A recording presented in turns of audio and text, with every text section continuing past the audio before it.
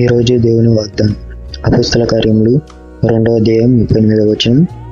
పేతురు చెప్తున్నాడు, మీరు మారుమనసు పొంది పాపక్షమాపణ నిమిత్తం ప్రతివాడు యేసుక్రీస్తు నామమున బప్తిస్మము పొందడు, అప్పుడు మీరు పరిశుద్ధాత్మ వరమును పొందుదురు. మీరు మారుమనసు పొంది అంటే మనం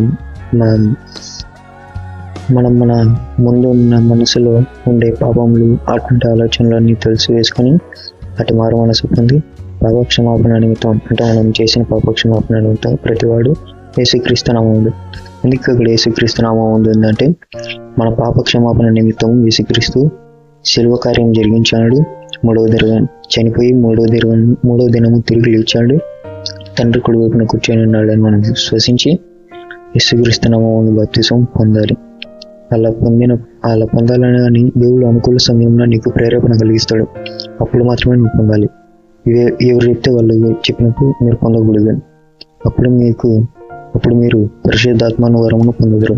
పరిశుద్ధాత్మ ఎవరు ఇస్తారంటే అది కూడా దేవుడే ఇస్తాడు. పరిశుద్ధాత్మను వదిలోకి పంపేదానని చెప్పారు. ప్రతి ఒక్కరు మారు మనసు పొంది నేను చేసిన పాపములకు యేసుక్రీస్తు నా కోసం సెలవులో బలిగానాడని మనం విశ్వసించి మీరు పాపక్షమాపణ కోసం బాప్తిస్మం పొందాలని, బాప్తిస్మం పొందిన మీరు రక్షణ పొందుతారు. అది గ్రహించి మీరు బాప్తిస్మం పొందాలని తీర్పు దినమున మీరు కొట్టివేయబడతారు.